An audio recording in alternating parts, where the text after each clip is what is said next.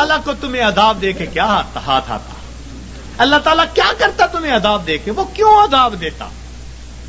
تو اللہ تعالیٰ خوش نہیں ہوتے، وہ نہیں چاہتے کہ بھوکے ننگے رہیں بندے، پریشان رہیں بندے. یاد رکھیے اللہ رب العزت نے اپنے بندوں کو عذاب کے لیے پیدا نہیں کیا، اپنے بندوں کو ثواب کے لیے پیدا کیا ہے. کیوں؟ فرمایا ان اللہ بالناس لرؤوف الرحیم. جب رؤوف الرحیم ذات ہے تو وہ کبھی پریشانی میں اپنے بندوں کو نہیں ڈالنا پسند کرتے. ہم خود پریشانیوں میں پڑتے ہیں، ہم پریشانیوں کو دعوتیں دیتے ہیں، بھاگتے ہیں پریشانیوں کی طرف. کس طرح سے؟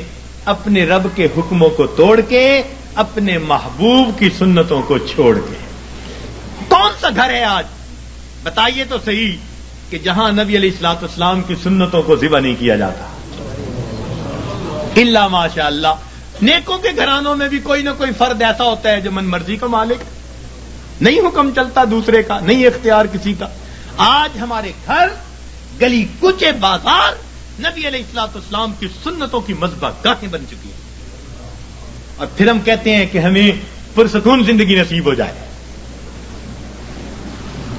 رہنا دریا میں مگر مجھ سے بیر، رہنا دنیا میں اور دنیا کے پیدا کرنے والے کو ناراض کر کے، تو کیسے پرسکون زندگی گزاریں گے؟ ایک صاحب آئے، بڑی فیکٹریوں کے مینیجر تھے، آنسوؤں سے رونے لگے. حضرت میں اتنا پریشان ہوں، میں آپ کو بتا نہیں سکتا، میرا خرچہ پورا نہیں ہوتا. بھئی ہے کتنا؟ بس حضرت 2 کاریں دی ہوئی ہیں، میرے لیے علیحدہ، بچوں کے لیے علیحدہ. کوٹھی لے کے دی ہوئی ہے، کوٹھی پر چوکیدار، باورچی اور گن مین سب مالکوں کا، پٹرول مالکوں کا، بیمار ہو جائیں تو ڈاکٹر کا خرچہ مالکوں کا، اور ٹیکس ویکس ہو تو مالکوں کا. اور حضرت مجھے صرف 75,000 مہینے کے ملتے ہیں. 75,000 مہینے کے ملتے ہیں، سارے باقی خرچے مالکوں کے، اور آنسوؤں سے رو رہا ہے کہ حضرت میرے خرچے پورے نہیں ہو. فیصل آباد سے ایک خاتون آئی، پردے میں بیٹھ کے بات کرنے لگی، رو رہی ہے دارو قطار، 5 منٹ روتی رہی، اور اس کے بعد کہنے لگی بس میرے لیے دعا کریں، میرے خرچے پورے نہیں ہوتے. میں نے کہا کتنے فرد ہیں؟ کہ بس میاں بیوی ہیں، اولاد نہیں ہے. تو کتنا خرچہ دیتا ہے خاوند؟ کہ جی ہر مہینے کا 50,000 دیتا ہے. میں نے پوچھا بنتا کیا ہے؟ کہنے لگی بس دوائیوں پہ خرچ ہو جاتے ہیں. اور واقعی ایسے تھا، واقعی ایسے تھا. 50,000 روپیہ اکیلی خاتون کا خرچہ، مگر وہ ڈاکٹروں کے پاتوں میں چلا جاتا تھا. میں نے اس مینیجر اور اس خاتون کو پھر سمجھایا. میں نے کہا کہ اپنی زندگی سے جب تک نافرمانی کو نہیں نکالو گے، تمہیں زندگی میں کبھی سکون نہیں مل سکتا. تمہارے مال سے اللہ نے برکت نکال لی ہے. تمہارے 75,000 کیا 75 لاکھ بھی ہوں گے تو تمہاری ضرورتوں کو پورا نہیں کریں گے. برکت اللہ تعالیٰ نکال لیتے ہیں. اتنا کماتے ہیں، ضرورتیں اتنی، پریشان. اتنا کماتے ہیں، ضرورتیں اتنی، پھر پریشان. لنگوٹ باندھ باندھ کے میدان میں اترتے ہیں. اب اس پریشانی کو تو ختم کر دینا ہے، اگلی پریشانی اوپر سے آ جاتی ہے. پہلی ختم نہیں ہوتی، دوسری اوپر سے، پھر پریشان پھرتے ہیں. کہتے ہیں جی بس رول رول کے زندگی گزار رہے ہیں. ایک صاحب کہنے لگے کہ جی کسی نے شعر لکھا ہے، ایس دکھی حیاتی دے پینڈیاں وچ، ایس دکھی حیاتی دے پینڈیاں وچ، کدی راہ پہ گئے کدی بھلدے رہ، ایک دیوا امید دا بلدا رہا، لکھ چکھڑ انیریاں دے چلدے رہ، پت جھڑ دے جھڑے ہوئے پتیاں وانگ، اسی تیرے جہان وچ رلدے رہ، پر دامن امید دا چھڈیا نہ، اسی نار تقدیر دے گھلدے رہ. تو میں نے کہا کہ بھئی تمہیں پت جھڑ کے جھڑے پتے کی طرح رلنے کی ضرورت ہی کیا ہے؟ کیوں ضرورت ہے؟ تم اپنے آپ کو پروردگار کے حوالے کرو، وہ تمہیں بے آسرا نہیں فرمائے گا، وہ تمہیں کٹی پتنگ کی طرح نہیں رکھے گا، جھڑے ہوئے پتے کی طرح رلنا نہیں پڑے گا، گھلنا نہیں پڑے گا تقدیر سے. وہ تقدیر بنانے والے کے ساتھ اپنے آپ کو نتھی کر لو، پھر دیکھو کہ وہ پروردگار کیسے سکون اور اطمینان کی زندگی عطا فرما دیتا ہے۔ تو ہمیں آج جس سے بھی پوچھیں، کوئی کہے گا بھائی نے پریشان کیا، کوئی کہے گا پڑوسی نے پریشان کیا، بیوی نے پریشان کیا، اولاد نے پریشان کیا۔ ہمیں کسی نے پریشان نہیں کیا، ہمیں ہمارے گناہوں نے پریشان کیا ہوا ہے، ہمیں ہمارے نفس نے پریشان کیا ہوا ہے، ہمیں شیطان نے پریشان کیا ہوا ہے۔ تو دشمن ہمارے دو ہی ہیں، نفس اور شیطان، اور دونوں گناہ کروا کے ہمیں پریشان کر دیتے ہیں۔ ہم گناہ کرتے ہیں سکون کی خاطر، اور گناہوں سے اور بے سکونی بڑھتی ہے۔ میر کیا سادہ ہے بیمار ہوئے جس کے سبب اسی عطار کے لونڈے سے دوا لیتے ہیں۔ جن کاموں سے پریشان ہوتا ہے بندہ سکون حاصل کرنے کی خاطر، ان کاموں کو کرتے پھرتے ہیں۔ تو یاد رکھیے کہ گناہ ظاہر میں خوبصورت نظر آئے، اس میں لذت محسوس ہو، اس میں وقتی طور پر اطمینان محسوس ہو، مگر حقیقی طور پر اس میں دل کی پریشانی ہوا کرتی ہے۔ اور جتنا ہم گناہ کریں گے اتنا ہماری زندگی میں پریشانی آئے گی۔ یہ اللہ والے جو گناہوں سے اپنے آپ کو بچا لیتے ہیں، اللہ تعالیٰ ان کی زندگی کو سکون عطا فرما دیتے ہیں۔ یاد رکھیے، گناہوں کو چھوڑ کر بندے کو ایسے سکون ملتا ہے جیسے کہ بچے کو ماں کی گود میں آ کر سکون مل جایا کرتا ہے۔ تو گناہوں کو چھوڑ دیجیے۔ اور گناہ بھی کیا؟ علم اور ارادے سے گناہ کرنا، اللہ تعالیٰ اس کو بہت ناپسند فرماتے ہیں۔ علم اور ارادے سے گناہ کرنا، بے دھیانی میں گناہ ہو جائے جلدی معاف ہو جاتا ہے، بے علمی میں گناہ کر بیٹھے جلدی معاف ہو گیا۔ جب انسان اپنے علم اور اپنے ارادے سے سوچ سمجھ کر گناہ کر رہا ہوتا ہے، پھر اللہ رب العزت کی ناراضگی آتی ہے، پھر اللہ تعالیٰ غصے میں آتے ہیں۔ مگر اللہ تعالیٰ بڑے حلیم ہیں، وہ پہلے گناہ پہ بندے کو سزا نہیں دیا کرتے۔ بجلی ہے نا، اس کے بارے میں مشہور ہے کہ یہ پہلی خطا بھی معاف نہیں کرتی۔ تو اللہ تعالیٰ بجلی کی طرح نہیں ہے، وہ حلیم ذات ہے، وہ کریم ذات ہے، حوصلے والی ذات ہے، وہ بندے کو موقع دیتی ہے۔ لیکن جب گناہ کرتے کرتے، ہاں، تاکہ بندہ جاگے، اور جب نہیں جاگتا تو اللہ تعالیٰ پریشانیاں بھیجتے ہیں، کیونکہ پریشانیوں سے پھر بندہ گھبراتا ہے، پھر اللہ کی طرف پہنچتا ہے۔ اس لیے کسی عارف نے کہا، سکھ دکھاں تو دیواں وار، دکھاں آن ملایوم یار۔ سکھ دکھاں تو دیواں وار کہ دکھاں آن ملایوم یار۔ خوشیاں سلاتی ہیں اور غم جگاتے ہیں۔ تو اللہ تعالیٰ پھر غم بھیجتے ہیں، بیماری بھیج دی، پریشانی بھیج دی، ناکامی بھیج دی، پھر پریشان ہوتے ہیں۔ تو جو اچھے جو ہے لوگ ہوتے ہیں وہ اس وقت پھر رب کی طرف آتے ہیں کہ ہمیں جگانے کے لیے یہ بات آئی، پھر وہ نمازیں بھی پڑھ رہے ہوں گے، تہجد بھی پڑھ رہے ہوں گے، اوراد و وظائف بھی کر رہے ہوں گے، وہ سمجھ رہے ہوں گے کہ اللہ تعالیٰ ہمیں اپنے گھر کی طرف بلانا چاہتے ہیں۔ پاک ہے وہ پروردگار جو اپنے بندوں کو پریشانیوں اور مصیبتوں کی زنجیروں میں باندھ کر اپنے در کی طرف بلا رہا ہوتا ہے۔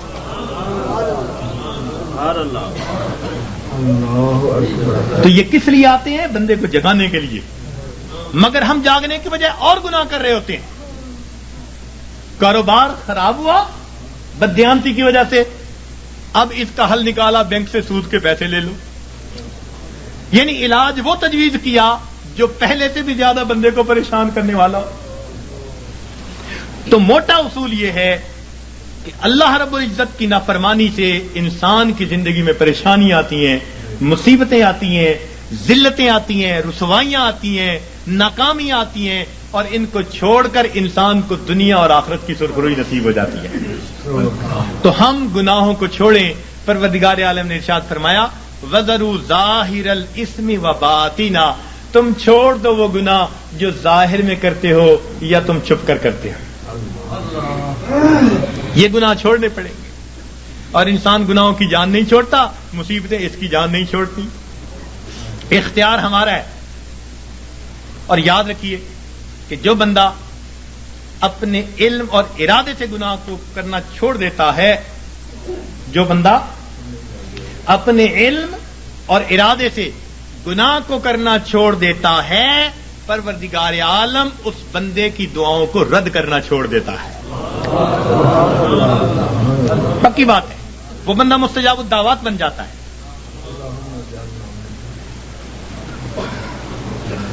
جو بندہ اپنے علم اور ارادے سے گناہ کرنا چھوڑ دیتا ہے, پروردگار عالم اس بندے کی دعاؤں کو رد کرنا چھوڑ دیتا ہے. پوچھتے ہیں حضرت اسم آدم بتاؤ, اس سے بڑا اسم آدم اور کیا ہے؟ یہ اسم آدم ہے کہ گناہوں کو چھوڑ دیں اور پھر دیکھیں پروردگار عالم کیا عطا فرماتے ہیں. اس لیے تو فرمایا کہ جو غیر محرم کی طرف نگاہوں کو ہٹائے گا, اللہ رب العزت اس کے دل کی عبادت, اس کو دل کو عبادت میں لذت عطا فرمائے گا. تو معلوم ہوا کہ ہر گناہ کے بدلے لذت ملتی ہے. تو چھوڑ دیجئے گناہوں کو تاکہ اللہ رب العزت دلوں کا سکون اور ایمان کی اور اعمال کی لذتیں عطا فرمائے. لذتیں عطا فرمائے. آج کہتے ہیں جی اور وظائف میں کچھ محسوس نہیں ہوتا. بھئی پہلی بات تو یہ محسوس ہوتا ہے یا نہیں, ہمیں تو بندگی کرنی ہے, ہمیں تو بیٹھنا ہے. یاد رکھیں عبد اللطیف بنے, عبد اللطف نہ بنے. کچھ عبد اللطف ہوتے ہیں, لطف اور مزہ ڈھونڈتے پھرتے ہیں. حضرت مزہ نہیں آ رہا, ابھی مزے ڈھونڈنے ہیں. اللہ تعالیٰ کی بندگی کرنی ہے, اس کی یاد کرنی ہے. ہم پابند ہیں, غلام ہیں. ہاں اگر یاد میں وہ مزہ بھی دے دیتا ہے تو عنایت ہے اس کی. یہ رحم ہے پروردگار کا, یہ طرف ہے اس کریم ذات کا کہ اپنے بندوں کے دلوں کو اور لذتیں عطا فرما دیتا ہے. ورنہ ہم تو پابند ہیں, بندے جو ہوئے. تو ہم گناہوں کو کرنا چھوڑ دیں گے, اللہ رب العزت زندگی سے پریشانیوں کو دور کر دیں گے. اب یہاں ایک سوال پیدا ہوتا ہے کہ پریشانی تو نیکوں پر بھی آتی ہے, ان کے تو گناہ نہیں ہوتے. جی ہاں, پریشانی گناہگاروں پر بھی آتی ہے, پریشانی نیکوں پر بھی آتی ہے, مگر دونوں کے اندر فرق ہوتا ہے. اس فرق کو سمجھنے کی ضرورت ہے, اس فرق کو سمجھنے کی ضرورت ہے. نیکوں پر اللہ تعالیٰ اس لیے پریشانیوں کو بھیجتے ہیں کہ ان کو بعض وہ درجات دینا چاہتے ہیں جو اپنی محنت سے وہ حاصل نہ کر سکے. اب پریشانیوں کو بھیج دیا تاکہ اس پریشانی کو وجہ بنا کر اللہ تعالیٰ ان کو قرب کے درجات عطا فرما دے. تو اللہ والوں پر اس لیے پریشانی آتی ہیں ان کو اپنے رب کے قریب کرنے کے. اس لیے حضرت مجدد لسانی رحمۃ اللہ نے فرمایا کہ سالک کی قبض کی کیفیت میں جتنی ترقی ہوتی ہے, صاحب کی حالت میں اتنی ترقی نہیں ہوا کرتی. قبض کی حالت کہتے ہیں جب کیفیات سلب ہوں, دل نہ لگ رہا ہو, اور اس وقت بھی انسان اللہ کے در پر لگا ہوا ہو عبادات میں, تو اس وقت بڑی ترقی ہوتی ہے اس کی. تو یہ اس لیے کہا کہ تم دیے باد مخالف سے نہ گھبرا اے عقاب, یہ تو چلتی ہے تجھے اونچا اڑانے کے لیے. تو اللہ والوں کے لیے آتی ہیں اونچا, ان کو اونچا اڑانوں کے لیے. اور یاد رکھنا کہ اللہ والوں پہ پریشانیاں آتی تو ہیں, مگر ان پریشانیوں سے ان میں بے چینی نہیں آیا کرتی. جس کا رب سے تعلق ہے اس کا بے چینی سے تعلق نہیں ہے. یہ یاد رکھنا کہ اللہ والوں پہ یہ پریشانی آتی ہیں مگر ان پر بے چینی نہیں آتی. کبھی کسی اللہ والے کو بے چین نہیں دیکھیں گے, وہ پرسکون ہوں گے. پریشانیاں ہیں, خوف ہے, مصیبتیں ہیں, بیماریاں ہیں, مگر طبیعت پرسکون ہوگی. جیسے شیشے کے کمرے میں کوئی بیٹھا ہوا ہو اور باہر آندھی چل رہی ہو تو وہ جھکڑ دیکھ رہا ہے, آندھی دیکھ رہا ہے, ہوائیں دیکھ رہا ہے, درخت گرتے دیکھ رہا ہے, مگر اس کو محسوس بھی نہیں ہو رہا. اللہ والوں کا بالکل یہ حال ہوتا ہے کہ ان کو یہ پریشانیاں مصیبتیں نظر تو آ رہی ہوتی ہیں مگر یہ ان کے دل پر اثر انداز نہیں ہو رہی ہوتی. ان کا دل پرسکون ہوتا ہے. این مصیبتوں کے عالم میں بھی دل اپنے پروردگار سے لگا ہوا ہوتا ہے. چنانچہ ایک بزرگ تھے, اپنے گھر کے اندر کچھ تلاش کر رہے تھے, حالانکہ ان کے بیٹے کی شادی تھی. تو بیوی کہنے لگی جی بیٹے کے لیے دلہا بن رہا ہے, گھوڑے پہ چڑھنے لگا ہے, بارات جانے والی ہے, آپ کیا تلاش کرتے پھرتے ہیں؟ کہنے لگے میں کفن کے کپڑے تلاش کر رہا ہوں, چیزیں تلاش کر رہا ہوں. ان کا کس لیے؟ کہنے لگے دل میں ڈالا گیا ہے کہ ابھی ابھی میرے بیٹے کی وفات ہو جائے گی، تو میں نے کہا میں اس کے لیے چیزوں کا انتظام کر لوں۔ میاں بیوی بات کر رہے تھے، باہر سے اطلاع ملی، دولہا گھوڑے پہ چڑھنے لگا، پاؤں پھسلا، گردن کے بل گر کے موت آ گئی۔ یہ ہوتا ہے دنیا دولہا بنا رہی ہے اور ان کے دل میں الہام ہوا موت آنی ہے تو گھر میں تیاریاں کر رہے ہیں۔ سر تسلیم خم ہے جو مزاج یار میں آئے، اپنے رب پہ راضی ہیں، سبحان اللہ۔ تو اس لیے اللہ والوں پہ بھی یہ تکلیفیں آتی ہیں، مگر ان کے دل کو بے چین نہیں کرتی، پریشان نہیں کرتی، ان کے دل پرسکون ہوتے ہیں۔ ہاں ان کے رجوع اللہ میں اور زیادہ جو ہے ترقی ہو جاتی ہے، اور یہ گناہوں کا وبال بن کے بھی آتی ہیں گناہگاروں پر، اور اس کی پہچان کیا ہوتی ہے کہ دل پریشان ہوتا ہے۔ تین باتیں یاد رکھیے، تین باتیں یاد رکھیے کہ جب کسی انسان پر کوئی مصیبت آئے اور اس اٹھانے کے لیے بھیجی گئی ہے تو پریشانیاں تو آتی ہیں۔ اس دنیا میں کون ہے جو پریشان نہیں ہے؟ دری دنیا کسے بے غم نہ باشد، دری دنیا کسے بے غم نہ باشد، اگر باشد بنی آدم نہ باشد۔ اس دنیا میں کوئی بے غم نہیں، اگر کوئی ہے تو پھر وہ بنی آدم ہی نہیں۔ تو غم تو ہے ہی اس دنیا کے ساتھ۔ ہاں جہاں کوئی غم نہیں ہوگا اس کا نام جنت ہے، ابھی وہاں نہیں پہنچے، جب پہنچ جائیں گے تو پھر غم ختم کر دیے جائیں گے۔ لا خوف علیہم ولا ہم یحزنون، یہ کہہ دیا جائے گا۔ دنیا کے اندر تو یہ غم آئیں گے، مگر یہ غم کبھی کبھی آتے ہیں۔ ایک بات اور دیکھیے کہ اللہ تعالی کی طرف سے آسانیاں زیادہ اور تنگیاں تھوڑی، صحت کا عرصہ زیادہ، بیماری کا عرصہ، کھانے پینے کا وقت زیادہ اور فاقوں کا وقت، تو عنایات زیادہ ہیں، امتحان کبھی کبھی، عنایات زیادہ ہیں اور امتحان کبھی کبھی۔ تو جب عنایات اتنی زیادہ ہیں تو کبھی کبھی کوئی امتحان آ جائے تو ہم پھر بھی اپنے رب سے راضی رہیں، اپنے آپ کو سمجھائیں کہ پریشان ہونے کی کیا ضرورت ہے۔ کسی عارف نے کہا لطف سجن دم بدم، قہر سجن گاہ گاہ، لطف سجن دم بدم، قہر سجن گاہ گاہ، ای بھی سجن واہ واہ، اون بھی سجن واہ واہ۔ میرے مالک ہم اس پہ بھی راضی ہیں، میرے مولا ہم اس پہ بھی راضی ہیں۔ یہ ہے بندگی، یہ ہے بندگی۔ اور ہم پریشان ہو کر، اگر کوئی بدعقیدہ بندہ تعویذ دینے والا ہے ادھر بھی بھیجتے ہیں عورتوں کو، عاملوں کے پاس، نجومیوں کے پاس، جادو کرنے والوں کے پاس، کالے علم والوں کے پاس، ایمان گواہ بیٹھتے ہیں، اور بڑے بڑے نمازی اور سالک اور ذکر مراقبہ کرنے والے پریشان ہو کر۔ ہرگز نہیں، پریشانیوں کے اندر کبھی ایسے لوگوں کی طرف نہیں جانا، پریشانی کے وقت میں اپنے پروردگار کے گھر کی طرف آنا ہے، مسجد کی طرف آئیں اور اللہ سے اپنے دل کی بات کہیں، اللہ کے سامنے اپنے دل کا دکھ بیان کریں۔ جب دل کا دکھ اللہ کے سامنے بیان کریں گے تو پروردگار پھر ہماری اس مناجات کو قبول فرما لیں گے۔ تو ہمیں کسی نے پریشان نہیں کیا، ہمیں ہمارے گناہوں نے پریشان کر رکھا ہے۔ ہم دوسروں سے حسد کرتے پھرتے ہیں، فلاں نے کر دیا ہوگا، فلاں نے کر دیا ہوگا، فلاں نے کچھ کر دیا ہوگا، اس نے باندھ دیا ہوگا، اس نے باندھ دیا ہوگا، پتہ نہیں کتنے چھوٹے سے خدا بنائے ہوئے ہیں ہم نے، کسی نے کچھ نہیں باندھا۔ باندھنے والی، کھولنے والی وہ ایک ہی ذات ہے۔ واللہ یقبض ویبسط والیہ ترجع۔ تو ہم اس ذات کی طرف رجوع کریں اور ہماری پریشانیاں اللہ تعالیٰ پھر اس طرح ختم کر دیں گے۔ تو مصیبتیں آتی ہیں، مگر مصیبتیں، پریشانیاں اکثر اوقات گناہوں کے سبب سے آتی ہیں، اس وجہ سے انسان مایوس بن جاتا ہے، اعمال چھوٹ جاتے ہیں، انسان ذکر و سلوک میں پیچھے رہ جاتا ہے۔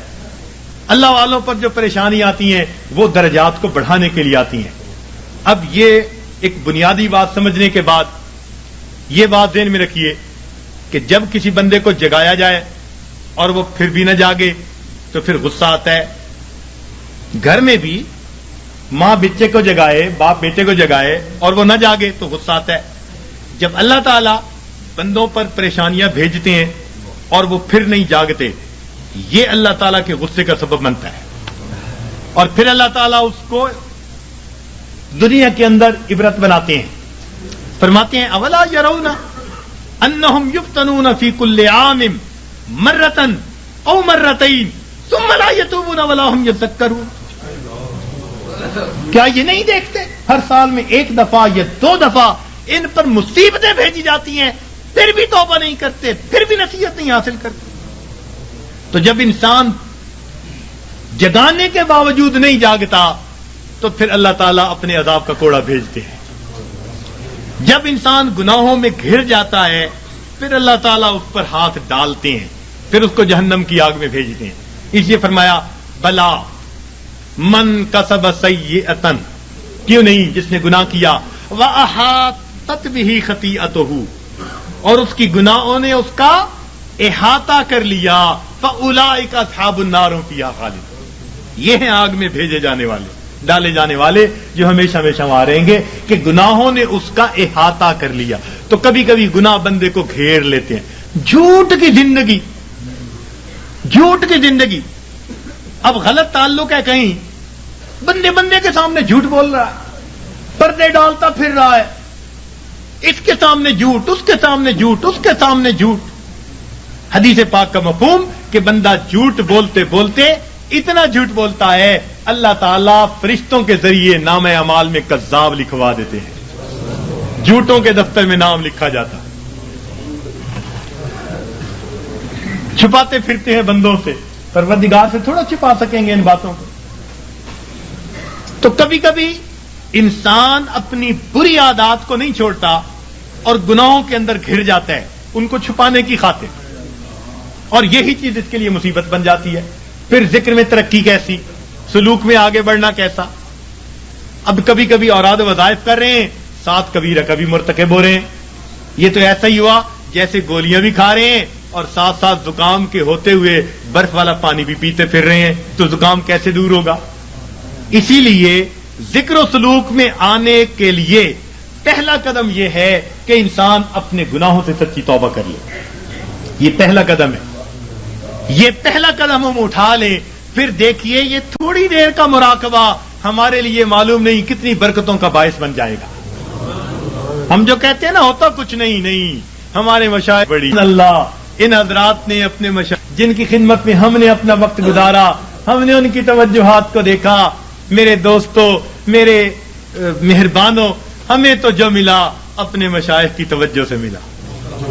اپنا عمل کچھ نہیں، اپنی محنت کچھ نہیں. 100% اگر کہیں کہ ان کی توجہات سے ملا تو ہم مسجد میں بیٹھ کر بھی سچ بولنے والے ہوں گے. ان کی توجہ سے ملا. اور ہم تو ویسے بھی فضلی ہیں کہ ہمارا تعلق ماشاءاللہ خانقاہ فضلیہ سے، تو ظاہر میں بھی فضلی ہے اور سچی بات ہے ویسے بھی فضلی ہے. جو ہوا ہے اللہ کا فضل ہی ہوا ہے، اور اب بھی یہاں سے اللہ کا فضل مانگنے ہی آئے بیٹھے ہیں، اللہ کا فضل مانگنے ہی آئے بیٹھے ہیں. تو اس لیے جب ہم گناہوں کو چھوڑ دیں گے خود بخود اوراد و وظائف کے توجہات کے جو اثرات ہوں گے وہ دل کے اوپر آنے شروع ہو جائیں گے. ہمارے حضرت خواجہ احمد سعید قریشی رحمۃ اللہ علیہ، احمد الشرقیہ والے، ان کے حالات زندگی میں حضرت سید وار حسین شاہ رحمۃ اللہ علیہ نے یہ واقعہ لکھا. فرمایا کہ وہ کبھی کبھی پورے شہر کے لوگوں کو توجہ دیتے تھے اور فرماتے تھے کہ بعض دلوں سے فیض ٹکرا کر واپس آتا اور مجھے آواز آتی کہ ہمارے لیے اس دل میں کوئی جگہ نہیں ہے، ہمارے لیے اس دل میں کوئی جگہ نہیں ہے. تو جب دل پہ گناہوں کی میل ہی اتنی چڑھی پھری ہو پھر توجہات کیا اثر کریں گی. تو اس میل کو اتاریں گناہوں کو چھوڑ کر، سچی توبہ کر کے. پھر دیکھیے اللہ رب العزت کی رحمت کیسے ہمارے دلوں کو سنوارے گی اور کیسے ہمارے دلوں کو بنائے گی. اور کبھی کبھی تو انسان مال، ہاں ایک نکتے کی بات عرض کرتا چلوں کہ شیطان انسان کو دو طرح سے ورگلاتا ہے.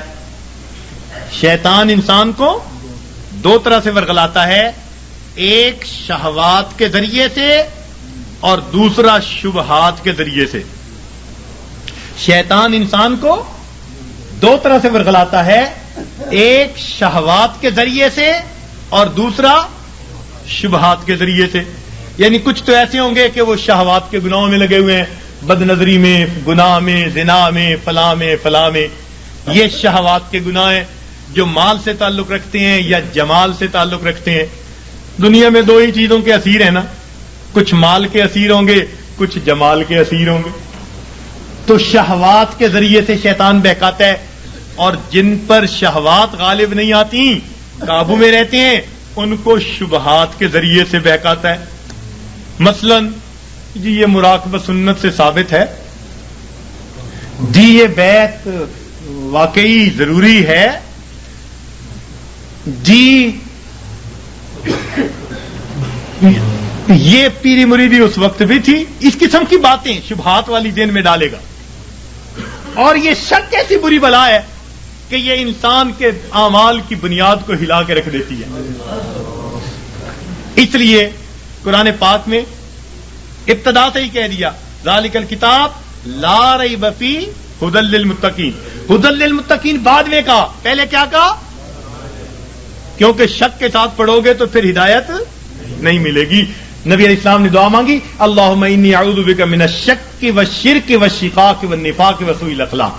تو شرک سے بھی پہلے شک سے پناہ مانگی. یہ شک بڑی بری بات، اتنی بری کہ بندے کے ایمان کو بھی ضائع کر کے رکھ دیتی. تو دین اسلام کی باتوں میں شک، جی یہ مولویوں کی بنی ہوئی باتیں ہیں جی، یہ آپس میں بناتے رہتے ہیں جی، کرتے رہتے ہیں جی، یہ بھی کون سا ضروری ہے جی. شک ہو گیا. ہماری جی کہاں ہماری